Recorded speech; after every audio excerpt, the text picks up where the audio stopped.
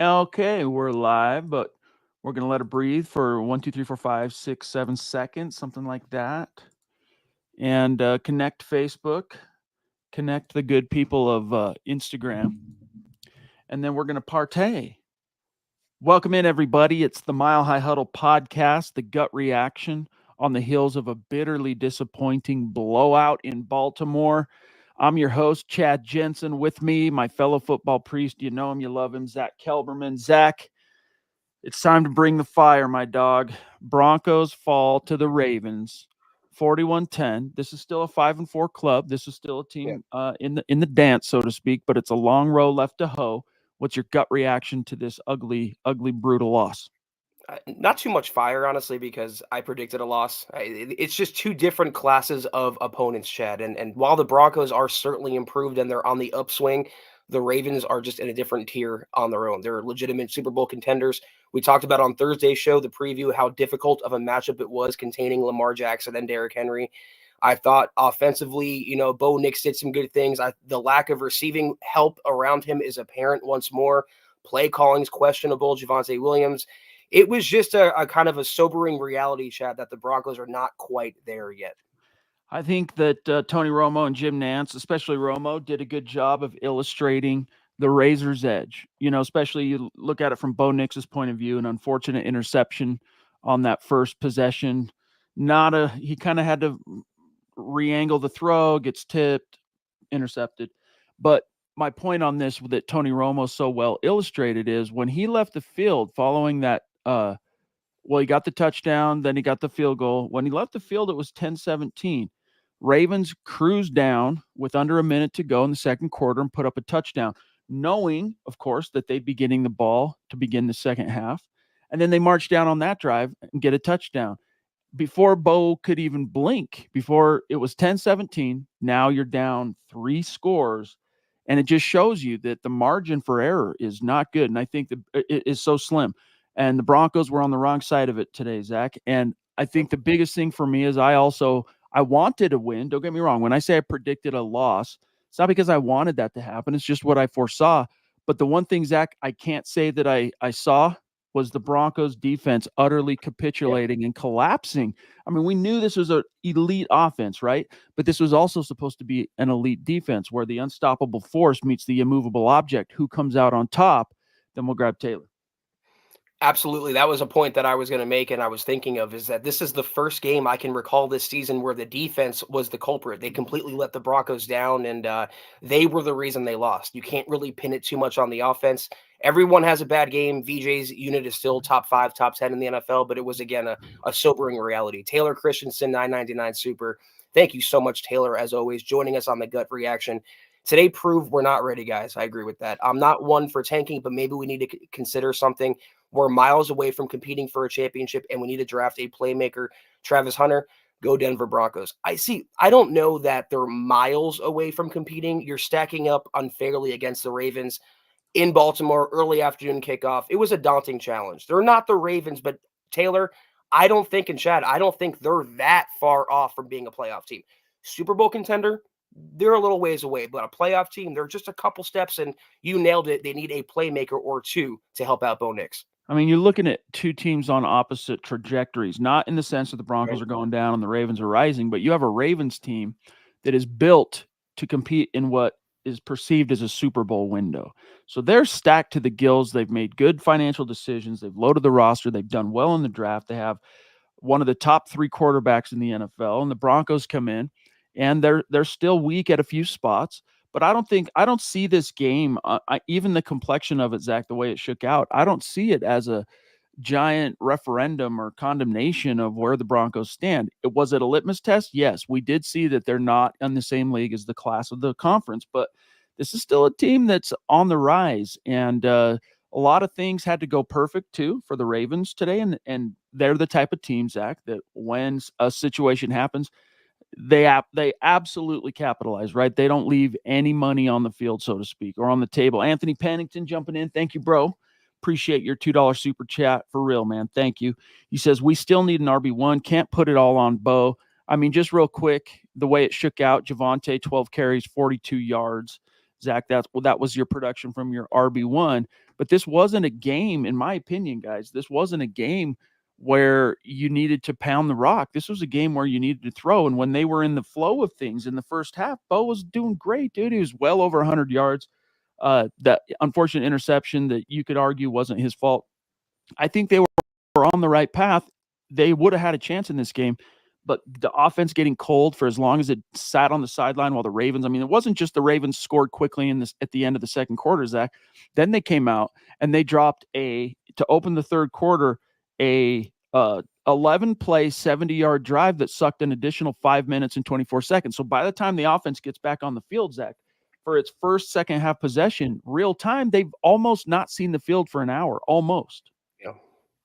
Yeah, it would have been nice to establish the run, and that 4th and inches call, the bad play call should have been to McLaughlin, but the fact that Javonte couldn't pick up inches shows how desperately needed they are for firepower in the backfield, Chad. And that's another thing. The play calling to me, at least in the first half from Sean Payton, 4th and inches, why would you run a pitch play where you throw it 6 yards behind the line? Little things like that prove that the Broncos aren't quite there yet. Well, and I'm just not sure that Sean Payton, hey, it's cool that you show that much confidence in your young quarterback, which is emblematic of where Bo Nix is at. Sean Payton trusts him implicitly. That's cool. But you also have to you kind of have to read the room and know, like the first, whatever, was it 10 or 14? It got to be so many points I've lost track. But Baltimore's first 2 scores came off of on downs turnovers, right? So that's another thing. It's like margin for error. If you're going to get those, if you're going to call, we're going for it on 4th down, by God, you better get them. They got one finally. A Bo's touchdown reception was also on 4th down. That was clutch. We'll get to that. But Ted, this is an interesting point, and I think it does cut this the same way, in the same way that the Ravens were, Zach, highly motivated coming off that loss to the Browns. I think this could be a wake-up call for the Broncos, and definitely kind of a let's gather ourselves and look ourselves in the mirror, Ted, with the Chiefs up next at Arrowhead, Zach, and then Riptide saying hopefully this fuels them to win in KC. It's a good point. And you mentioned something too a minute ago, which I think is accurate here, is the litmus test. And not necessarily today, but I think next week against Kansas City will be a litmus test. How did the Broncos respond coming off a humbling loss to a Super Bowl contender, facing another Super Bowl contender? They're bitter rivals who they upset last season. If they want to make the playoffs, Chad, they probably have to win this game. They have to show they can beat the elite teams in the NFL. So this will be a barometer on Sunday. Absolutely. And that's the thing too, is like the Broncos, they're at a point where today just a couple of little things go wrong. And unfortunately, all that time they spent on the sideline going through the halftime period, Bo Nix, you could see him come out for the first time. They punt on their first possession of the second half, punt, back-to-back 3-and-outs. Bo Nix was the only thing giving the team juice at that point. And it goes to, I think, a little bit heart. Yeah, maybe a slight talent deficit, whatever you want to talk about. But everyone needs to be on the same level as that quarterback in terms of the want to, the drive, the intensity. And you could tell, in my opinion, Zach, the team was a little shook by how quickly, by the time the offense got back on the field, they were down suddenly 3 scores. That did shake them. You could see that their comportment and their poise, they were shaky all of a sudden. William Shaw, can't spend too much time thinking about that. On to KC. Almost feel bad you guys have to talk about that for 45 minutes. Keep doing good work, Broncos for Life. I mean, we're here. Consider it, guys, a group therapy session, and we're just in the first 2 chairs, so to speak. That's what's going on right now. And that's a good point, William. I think you can't dwell on it. You got to, if you're Sean Payton, Vance Joseph, and the coaching leadership of this team, including Bo Nix, you've got to quickly, Zach, extract what lessons there were to be learned from this game and put it behind you, or else it has the risk of dragging you down. Riptide jumping in again. Thank you, bro. He says, Bo Nix is the best player on our offense, but he has to fix his downfield accuracy. Vance Joseph goes into a shell. Our defense gets dashed. No blitzing today. Season is no playoffs without a playmaker trade.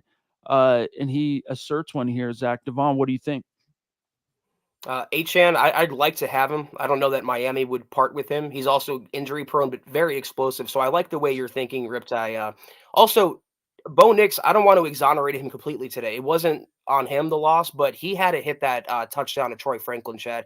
That's not the first time he missed that. That's his former college receiver. They've hooked up a billion times in the past. You got to make that throw, but they'll get there. It was just they Another weren't on their fourth P's down, and Q's. wasn't it? Wasn't it also a fourth down? I don't know. I lost track of how many times. Seriously, I've lost track on how many times Sean Payton went for it on fourth down.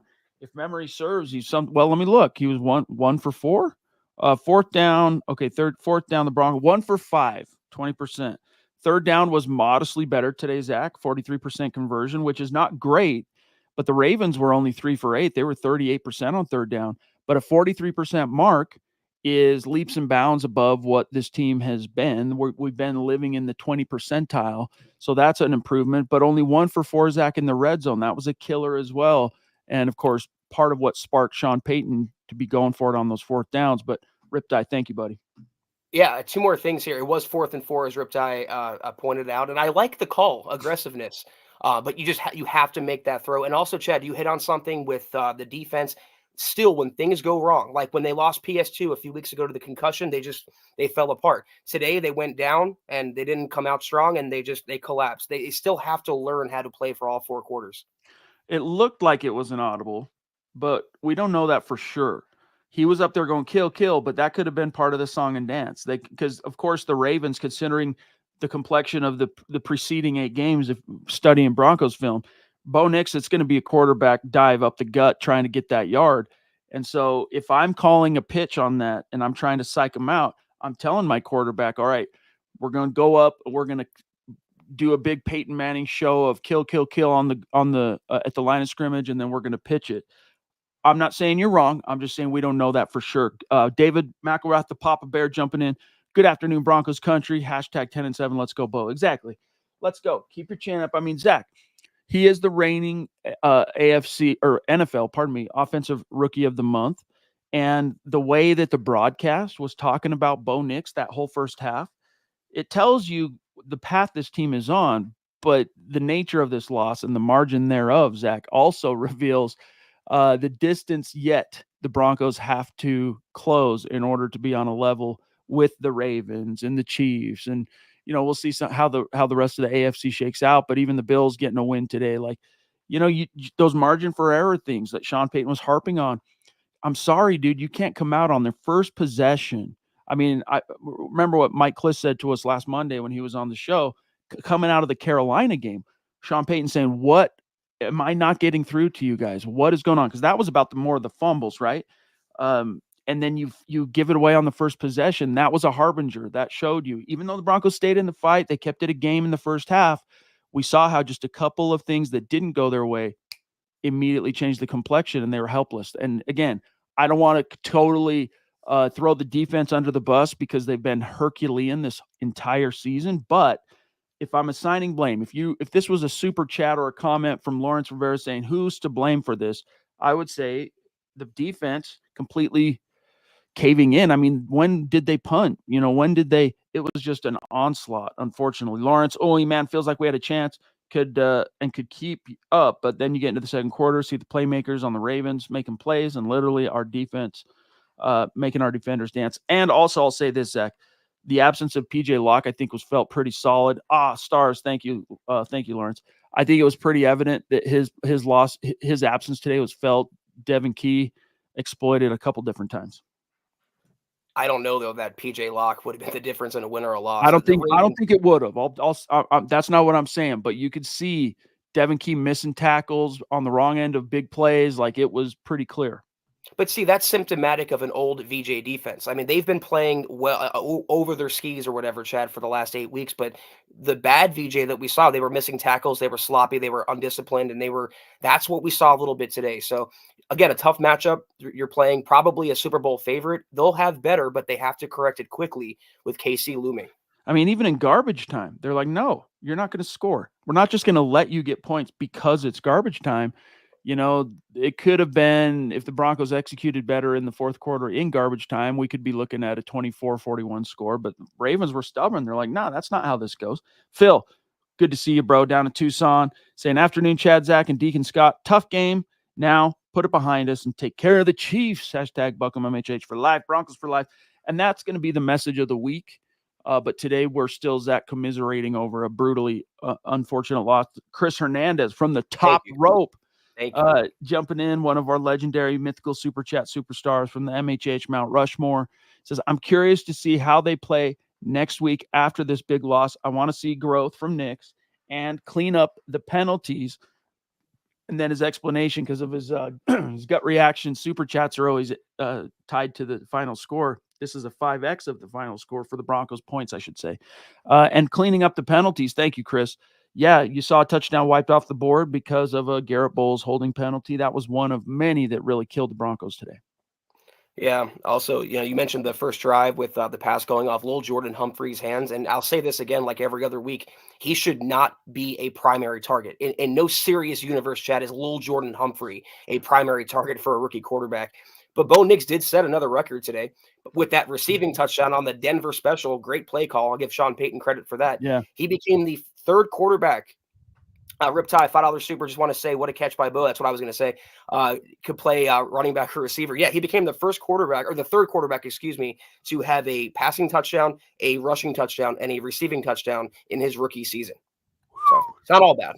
And I wrote about this yesterday, and it wasn't in any way to try and jinx Bo Nix, but it was like, hey, we're going to learn a lot about, or it's more like Bo Nix has the chance to silence the still lingering critics of his draft pedigree and the doubters. But in my writing of that article, man, I'm going through all the different marks and unique statistical records he already owns as a rookie. I'm like, guys, this is a harbinger. Like, this is telling you that the Broncos are onto something with Bo Nix.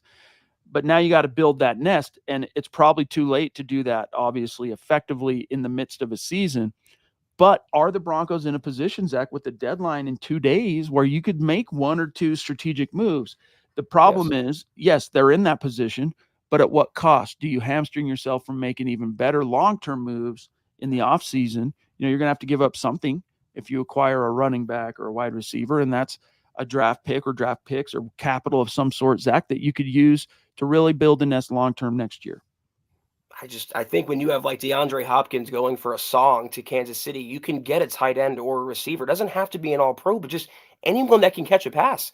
Anyone that's not Lil Jordan Humphrey, just give Bo a little more outside help. And Chad, I'll say this, if they don't make a trade by Tuesday, they will be doing Bo Nix a major disservice. Simple as that. Mossy jumping in. That's a newer name. From Welcome, Mossy. the land of Oz down under. Good to see you. Welcome. Thank you. Says, hi, I'm a longtime watcher of your show, though mostly I watch Ravens. Still feel your defense is elite. This game says more about Lamar and the Ravens. Can you give score out of 10 each rating? Bo, Lamar, Peyton, and your defense. Okay, so Bo, I would give like a 6.5 out of 10, and it would have been like a 8.5, 9 out of 10 if the game ended at halftime, but obviously that's not how football works. Lamar, I would give 10 out of 10, honestly. Sean Payton, I liked the game he called from a scheme perspective. Some of his in-game decisions I questioned, so I'd give him like a 6 out of 10. Our defense was 0 out of 0. Sorry. It was like 0 out of 0 for me. Yeah, I'm right there with you. I was going to say about a 6 for Bo because, again, Chad, I mean, take away the interception, missing Troy Franklin, who he has chemistry with going back to college, is unacceptable in week 9 in your rookie season. So I agree with you there. The defense, yeah, I liked how the defensive line was battling. They sacked Lamar a couple times, but overall they just collapsed. So 0. And Peyton, I'll give like a 3. I didn't think he had the best game plan today. So technically, it goes down as 1 sack, and it was on that first Baltimore possession. So that's right. I forgot that they did punt after the turnover. It was more about the wasted possession that turnover ended up being for the Broncos. That Nick Benito sack, because it was a designed run, it went down as a tackle for a loss, not a sack. So the Broncos finished with just that singular John Franklin Myers sack on the day for what it's worth. Ronk jumping in. Good to see you, my brother. Says, good afternoon, Chad and Zach on the Mile High Huddle podcast. Gut reaction. Go Bo Broncos. Yeah, guys, after today, like today's the only day we get to exercise this Baltimore demon, because then it's on to Chiefs. And as Riptide says here, thank you for another super chat, brother. I want to focus on the positives. Very disappointed, but we're 5-4, not out yet. Devin Key is a bad miss. PJ Locke would have been closer with him. It would have been closer with him, in my opinion. I agree.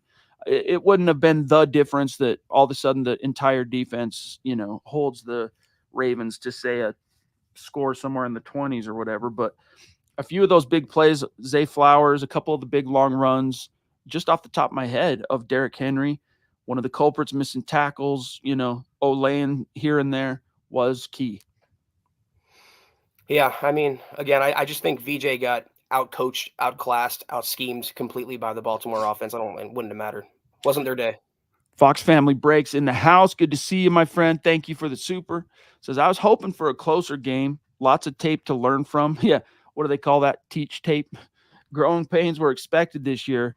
I hope we can bounce back next week. Yeah, but, like we were talking about earlier from Ted Wunderlich, the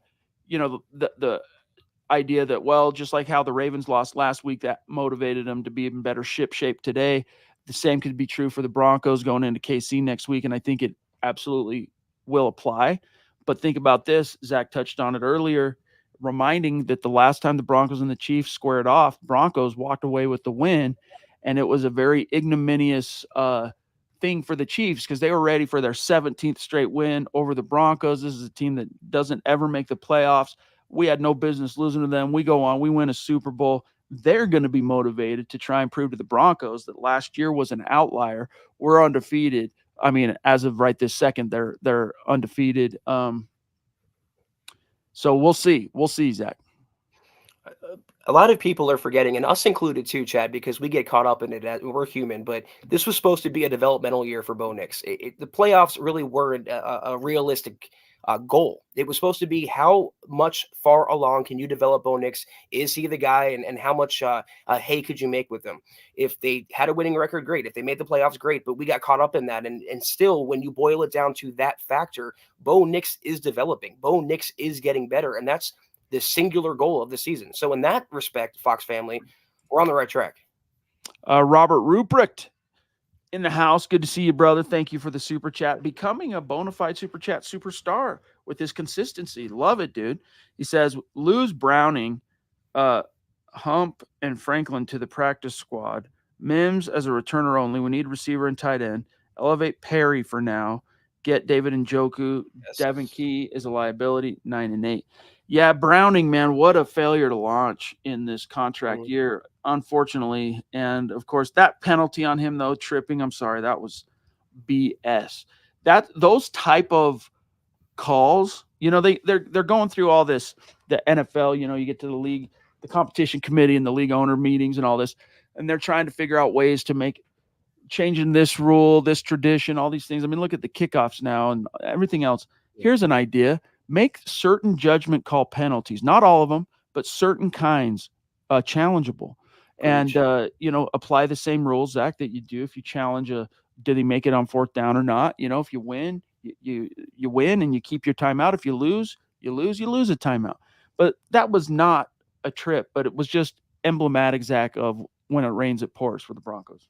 Yeah, they tried reviewing pass interference a few years ago. It was a disaster, but I agree with you. They should have more than just a snap reaction from the referee, but that's besides the point. We can't blame the officiating for the loss today. I agree with the points here. I mean, Aaron Browning lost his job to two players and then gets into a game, gets hurt, and then gets back into a game and commits a penalty. It's just bad juju. Move on. Humphrey, you know how I feel. Troy Franklin, he needs the reps, but you got to connect on that pass. I'm not putting that on Troy Franklin. Bo has to hit that pass, Chad. He has to. Agreed. Riptide again, brother. Thank you. Says Travis Etienne or Evan Ingram. I say both. I don't care what it takes. Yeah, we mentioned him earlier. Travis is injury prone, though. Yeah, I think, Zach, this game should signal to the Broncos. It's kind of like, hey, we still have an opportunity here to compete. If our priority is to make the most of this season, we do need to make a move. We need to help this offense somehow. Now, if you were going into this even 3-6 instead of 4-5 or 5-4 or even 4-5, maybe you go, punt. We want those resources for next year, but you're actually in a good position to make some hay this season. Yeah. I mean, inexplicably with a rookie quarterback and the most dead cap in the NFL, you're basically at the midway point plus 500, Go all in on this season. We know they're not going to win a Super Bowl, but still, Tony Romo, I still think they're going to make the playoffs. He was saying before things got out of hand, I see this as a playoff team.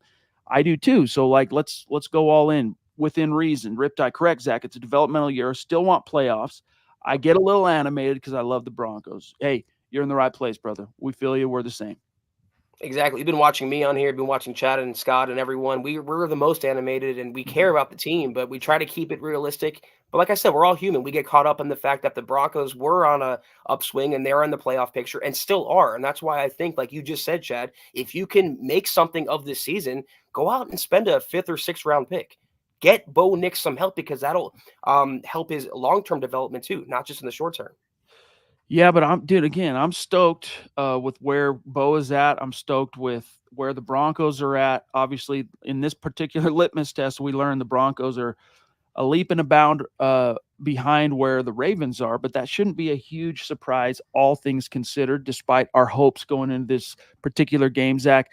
The game ends with Bo Nix going 19 of 33 for 223 yards, receiving touchdown, one interception, but he finished with a rating of 65.6, which was down dramatically from his first half QB rating. Meanwhile, Cortland Sutton, a perfect 1-for-1, Zach, throwing as he's getting hit. Bo Nix goes up, boxes out his guy. And one of the things I loved about the Bo Nix touchdown reception, Zach, is as he gets to the top, he's at the apex and he's turned away from the goal line. But that instinct, that's football IQ, he just knows as he's coming down, he's got to twist and lean toward the goal line to make sure it crosses the plane, and that's exactly what he did. But Cortland Sutton, Zach, gets a 100-yard game, 7 receptions on 10 targets, 122 yards. Bo's got that dog in him, whether he's a passer or a receiver. He's just he loves football and will always fight for every inch, and I love that in my quarterback. But how about Cortland Sutton? I think he's 4 for 4 in his career now as a passer, Chad. And forget Kendall Hinton; they should have had Cortland Sutton under center a few years ago. Yeah, and Riptide Sutton quietly over 100 yards. Yes, but still, when it was still a competitive game, he was making plays. Early in the game, first half, he was halfway there. So yeah, got over the hump today, 100-yard game, which is good. The Broncos need to pad some of that low volume passing numbers, but still not enough. This is the worst passing defense in the NFL. And, Thomas Hall had a really good article Saturday, I want to say, looking at first down or just tendencies about how to make the most going against the Ravens. And one of the takeaways without reading through the whole thing is the teams that are more pass heavy against the Ravens on first and second down are the teams that beat the Ravens and have more success. Meanwhile, if you go back and track the game, especially in the first half and then early in the third quarter, set your watch to it. It's a run on first down. It's a run on first down. It's a run on first down. And the Broncos passing game, Zach, was doing pretty well. Like it was about as in sync as I've seen it this season in the first half. I'm trying to remember when the miss to Franklin was, but still, Bo was having success through the air. They just get down into the red area and things wouldn't go the way it needed to. But Kevin, dude, good to see you, bro. Long time. Been with us a long time, bro. And it's been a long time since we've seen you, but happy to have you. He says, long time, fellas. Super sad. Love Knicks. Hope y'all are well. We're doing great, bro. Hope your family is doing well, my friend. Great to see you today. Yeah, Kevin, good to see you. And Bo should have had an even bigger game. Talk about the red zone, but that Bowles penalty wiped off the rushing touchdown that Bo Nix had. Chad, it just shows, even though it didn't count and it probably wouldn't have mattered in the final score of today's game, he's such a dual threat ability, and he can hurt a defense in different ways. And he's growing in both regards every single week, win or lose. And that's one thing I wrote about in that very article that I mentioned. Hey, Bo Nix has the chance in this Ravens game to answer some questions. If he doesn't win, it's not necessarily an indictment or any kind of a referendum on where he stands, where the Broncos' decision to draft him at number 1 was or stands. But it could also offer an opportunity. Like you lose this game, Bo Nix is the type of player to quickly extract the lessons and actually put them to use. So that's one of the silver linings here is there are a lot of lessons to be learned from this loss. If you're Sean Payton and the Broncos, it's on you, Peyton, and everybody to hurry and get those lessons extracted, make sure it gets through everybody's head, turn the page. Riptide, love you guys. Host, chat, everyone, ribeye time. Yeah, dude. He's saying love everybody, the host, the chat, everyone. Time to crunch down Riptide on a ribeye. I'd like to see that. Good for you, big dog. Yeah, my stomach's rumbling right now. It sounds really good. And yeah, the Broncos have to have amnesia, Chad, when it comes to this game. Bury the tape. Get over it tomorrow. Focus on Kansas City. A lot of season left to be played. Ooh, a ribeye does sound. Dude, I got to tell you, quick aside. I've been watching these YouTube doctors and stuff that talk about the carnivore diet. Have you heard of this, Mhm. the carnivore diet, where Yeah. all you eat is meat? And I'm like trying to work up the gumption to do it. What do you think? You think it's possible? I mean, it takes a lot of discipline to only eat what is it, beef. I screw it up. But anyway, you can eat cheese. You can even have yogurt if it's not over sugarified yogurt, but plain yogurt. I'm really thinking about pulling the trigger on it, dude, and trying it for like a month. And if it goes well, then maybe I'll extend it to like 90 days. Do I want to live that way forever? No, but I'm thinking about trying it. I've known a lot of people like the keto diet, right? Isn't that similar? The It's carnivore diet? similar but different slightly, but a lot of the same principles apply. The difference here is, yeah, you're going to go into ketogenesis is going to happen on the carnivore diet. The difference is no carbs, zero. There's a little bit of carbs allowed in a keto. It's just a matter of how much and when you take them, I guess. But that's neither here nor there. Carnivore diet. I've heard good things though from the people that I've talked to, and nothing bad about having too much meat. A lot of protein, natural protein. Hey, For I'm a you. carnivore too. I mean, but still, that's all you eat. All right, Zach, we're about half an hour in. Let's do a post mortem here, a little bit of studs and duds. And I'm going to start on the offense. Bo Nix today, stud or a dud? Oh man, And let me I'm let gonna me say let, let me throw out one quick caveat here. or We Jag. all know it's a loss, okay? But some players deserve a stud credit, some deserve a dud, so to speak. Some people were more, contributors to the possibility of winning this game than others. So just because they lost doesn't mean we can't call certain performances stud performances. Like Right. Sutton today, stud performance. But sorry to cut you off. No, I'm gonna say stud. I mean, like you said, he was the only one fighting. He had that great receiving touchdown, and he should have had a bigger game if not for some penalties and miscues. The play calling wasn't great, so I'll go stud there with Bo. What about Pookie? 12 rushes, 42 yards. That's a 3.5 average. And then in the receiving game, finished second on the team with 2 catches, 42 yards. So he gave you pretty close to 100 yards from scrimmage on 15 touches. If we need a middle category, Yeah. Jag. This would be the Yeah. Jag to me because that 4th and inches where he couldn't get there. I know it was a pitch play or whatever, but he's so freaking painfully slow, Chad. So I'm gonna go dud in this game. I would unfortunately have to agree. Valiant, but dud nonetheless. Or no, I'm not going to say dud. I'm going to say jag. It was a jag. And to some of the points, I think this was something Riptide spoke to quite a lot earlier. The Broncos just need a little more juice there. They need someone who, A lot I more. mean, hey, you and everybody, right? But you need a running back with some twitch, some explosion, some speed in that, and just like will to get there. What happened to that vanquishable will that we saw from Pookie after his rookie year, right? I Yeah. guess we know it was that grievous knee injury.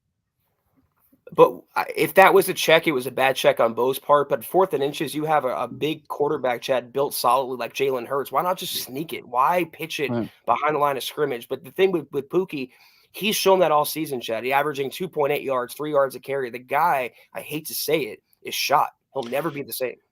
Unfortunately, and when we were there in person for the Steelers game for the meet and greet, that was just Yeah, one thing that kept jumping off the field that for was me bad. was, man, Pookie just seems so slow. Okay, moving through here real quick on studs and duds. I'm not even on the StreamYard screen. I'm just looking at the box score here. I guess defense. I don't know that there's anyone I would say on I mean, I think we've kind of wrapped it up because is there anyone on defense you would say turned in a stud JFM, performance? JFM, who had the sack on Lamar. That's about the closest thing to a positive you can find, and that happened Yeah. on Baltimore's first possession. That's where we're at, guys. Yeah. Uh, brutal, brutal. But let's hear from you guys before we dip on out of here. I want to grab this on Instagram. Roy, the cherry bomb, saying, I don't think Kansas City is at the level of Baltimore. What do you think, Zach? And I think he might be just saying overall. Maybe he's talking about the offense. Obviously, the offense for KC this year, nowhere Yeah. near the standard it's been in years past. But what's your response to the idea that KC not at Baltimore's level. Yeah, I don't know. I mean, I have to give the coaching to Kansas City with Andy Reid, but the Baltimore offense is better, but the KC defense is better. They're Yeah. just playing lights out under Steve Spagnuolo, and they've become a run-first, defensive-oriented team. Patrick Mahomes now is a game manager, Chad. He doesn't really hurt you that much, except for when he gets out of the pocket. He's not Lamar Jackson. So that's why I'm a little more hopeful. I would have liked to beat Baltimore today, but if they can beat Kansas City next week, this season and the playoffs are right in the thick of things again, and it could happen. It happened last year. Ovaniso, 23 on Instagram, saying, guys, Bo is growing and playing better week to week. The run game was a dud. So was our defense. And then he closes that with Ravens are a better team. Yes, indeed. That's pretty clear. The Ravens are just simply a better team right now. But I'm feeling good about where Bo's at. I want to see what Jeremy Shawn thinks here. I'm pretty sure he's talking about Bo. Good for a rookie. But of course, needs to keep learning. Then he goes on to say, talking about play calling and execution in the red zone. Yeah, that was unfortunately, Zach, a big obstacle. It held the Broncos back quite a lot today. Their red zone efficiency, effectiveness, execution, comportment, bummer. Yeah, and on it goes. It's the same story all season. They got to get that corrected. Right, right. Okay, guys. Jeremy, good to see you, brother. Thank you for being in the chat tonight. I'm just taking a last glimpse here at the chat. Yeah, I mean, Parham's there on the practice squad if you're looking for a little. I mean, at this point, I'd be willing to give him a shot, like sit down Adkins for a game and see what kind of hay can be made with a little bit better receiver, like a couple of those plays in the red zone where the Ravens just easily swallowed up the tight ends in coverage. I mean, I could cover those guys. 45-year-old dad bod Jensen could get out there and follow Adam Troutman or even Adkins. Maybe not Kroll, but you needed some twitch at that position. But unfortunately, Zach, again, you can't fix all those problems midstream. You have to kind of go to war with the guys you have, and that's what the Broncos did today. Against the class of the conference. They got punked. The argument against making a trade before Tuesday is that they don't want to sacrifice any more draft capital for the future because they have already. But again, if it's a mid-round pick and your goal stated is to develop Bo Nix, what would aid in that development is having better weapons around him that he can rely on. He doesn't have to bail out of the pocket. He doesn't have to throw to little Jordan Humphrey, as Michael Ronquillo correctly points out, needs to go. There's no reason he should be on the field. But until that changes, Chad, the Broncos are doing Bo Nix a disservice. What you're seeing with Humphrey being so involved is unfortunately the wages, the result of Cronyism. Reynolds' injury. Like you'd be seeing Reynolds running those routes if he was healthy and not on IR and getting shot at coming out of strip clubs. Thank God he's okay. Thank God no one was seriously no one died. We'll put it that way. People were wounded. It was serious, so I can't say that. But still, Humphrey, his starter level involvement in this passing offense, Zach, is a direct result of that injury. But I'm here to say, hey, coach, let's start bumping up Vele because once again, in place of Humphrey, once again, Vele makes a nice low catch, like moves the chains on third down. Like he's got some playmaking to him. Let's maybe start giving him or Franklin more looks in those positions than unfortunately than Humphrey. And then we'll grab Jonathan. Anyone that can catch and just be reliable for Bo as a safety blanket and move the chains. Just not a Demaryius Thomas in the sense of ability, but in the sense of reliability that you can throw it to him and then you'll comfortably have a reception, a first down, what have you. Jonathan Ward, $10 super. Thank you so much, Jonathan, coming in at the end of the gut reaction today. It's halfway through the season, maybe an episode of how you think the Broncos will do the rest of the season. Let's handle business and beat the Chiefs next week. Hashtag handle business, go Broncos. Yeah, Jonathan, your second point is kind of my answer to your first point. I want to see it's a week-by-week basis. They have a big game against Kansas City coming up, playoff implications, divisional implications. I don't want to look too far down the road. I want to still keep it on a micro level, week 10, Kansas City. Exactly. I know that there is an article coming tonight from Eric Trickle on the new kind of playoff picture for the Broncos, like where this loss how it affects them in that grand scheme of things. But on to Kansas City. Like this, the gut reaction is here for both us and y'all to work out the negative hormones, right? Exercise the demon. We're our emotions are running hot or cold depending on the situation as a result of what we saw. If it's a win, we're elated. That's if it's a loss, we're down low. We're maybe a little bit more myopic than we should be. This is the day for that. Tomorrow it's turning the page. And as the Ronk says, then we're going to get to some matters of business. Great show today. Chad and Zach on the Mile Huddle podcast, gut reaction. Go Bo Broncos. Thank you, brother. Michael. We got a few messages for you. Don't leave, everybody. Another tremendous episode, as always, genuinely as always, of the Mile High Huddle podcast. If you're not doing so, please follow us on Twitter, X, at the MHH pod. You can follow the main account on X at Mile High Huddle, Chad at Chad and Jensen, myself at Kelberman NFL, and Scott, our producer, at Scout Kennedy. If you guys want some merch like we're rocking each and every single podcast, check out mhhmerch.com. Get you some of that. If you haven't done so yet, please drop us a like at facebook.com/Mile High Huddle Pod. You can find us on Instagram at mile_high_huddle. If you're listening on Spotify or Apple Podcasts, make sure you're leaving your football priest a 5-star review for a chance to win some of that merch each and every single month. But if anything, y'all, please, very important, subscribe, like, and share this video and every video you see on the MHH channel. It really helps us grow and reach more Broncos fans just like you. A mile high salute to the great Super Chat superstars and supporters helping us keep the lights on today, even in a loss, disappointing, bitter loss like Riptide, the Papa Bear, Lawrence Rivera, Phil McLaughlin, Mossy down in Australia. Great to see you in the chat. Thank you. Chris from the top tippity rope. Thank you, brother. Seriously. The Ronk, Fox Family Breaks, Robert Ruprecht as well, if it'll click. There we go. There he is. Let's see. Kevin Peterson, great to see you, bro. Hope you're doing well. Jonathan Ward, much love and respect, guys. We'll see you tomorrow for the Aftermath episode. And then it's going to be, from then on, it's going to be on to KC. We got to bury this one quick. Yes, sir. We'll see you tomorrow. Have a great rest of your Sunday. Take care. And as always, go Broncos.